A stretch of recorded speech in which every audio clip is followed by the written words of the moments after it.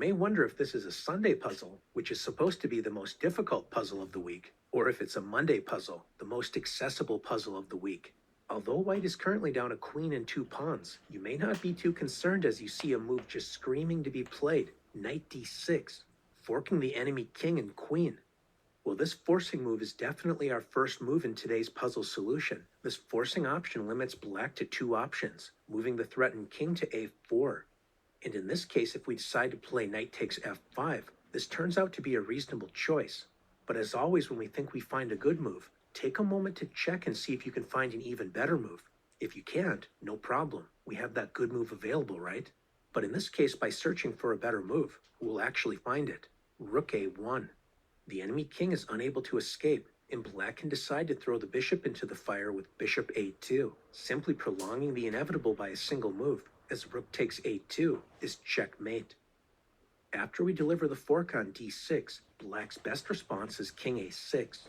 Now at this point we have to avoid the knee-jerk reaction. Our initial impression may be to simply capture the queen.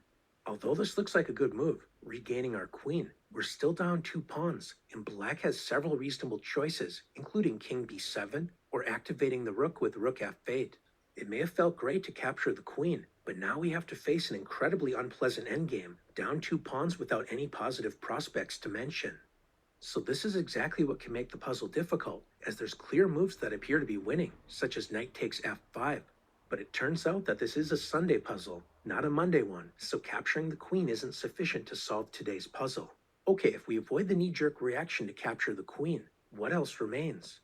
Well, the king is completely paralyzed on a6. The knight prevents it from using the b7 square to escape. Well, this suggests we have a simple solution, rook a1.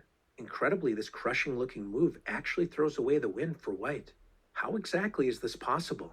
I mean, once again, the bishop is forced to throw itself into the fire with bishop a2. Isn't this just prolonging the inevitable, allowing rook takes a2?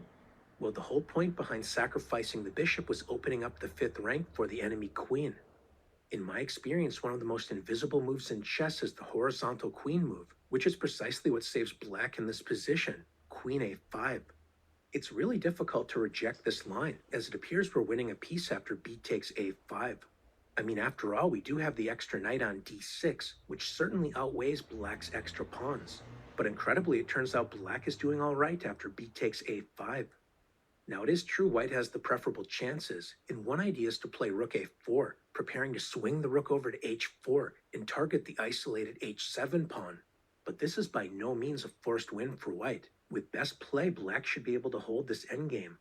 But you may wonder, why do we need some sophisticated rook maneuver when we can simply play knight c4, ganging up on the a5 pawn? And although this certainly seems like a reasonable path, black is doing just fine after rook b8, attacking our king, so once the king moves out of the way, this gained a critical tempo, allowing rook b5. Black's active rook helps hold the balance, and in fact, white has to be a little bit careful about potential counterplay. Okay, what exactly is going on in this puzzle? Capturing the queen doesn't work? Threatening what looks like an unstoppable mate on a1 doesn't work? So how exactly do we solve this puzzle? Well, once we resist the temptation of capturing the queen, and then we carefully evaluate the incredible defensive resources after rook a1, understanding that bishop a2 clears the defensive square for the queen on a5, and once again recovering from the fact that capturing the queen with the pawn isn't good enough to win. Well, at this point, we need to resurface and realize that rook a1 is definitely an excellent idea, but we have to deal with this annoying resource of bishop a2 followed by queen a5, sacrificing 2 pieces, but very much surviving this attack. Since rook a1 is definitely the move we want to play, but queen a5 is a hidden as well as annoying resource. Is there a way we can prevent the queen from moving to this square? By asking that question, we may find the most difficult move in today's puzzle solution, b5. As subtle of a move as it is absolutely crushing. We attack the enemy king, but more importantly place the pawn on b5, interfering with the queen's communication with the a5 square. This means if the king marches up the board with king a5, we're able to end the game quickly after rook a1, when in this case bishop a2 doesn't look so brilliant, as it simply delays the inevitable by a single move, rook a2, mating the enemy king. After this deep interference move, king a5 simply loses to rook a1. So this means the puzzle continues with the only other legal option, capturing the pawn. Now that we've attracted a pawn to b5, moving the bishop does not help the queen reach a5 in time. So this means we're able to force mate with rook a1. Since after bishop a2, we're able to end the game while solving today's puzzle with rook takes a2, delivering a nice mate as the queen is unable to reach the a5 square thanks to the pawn on b5 obstructing its path.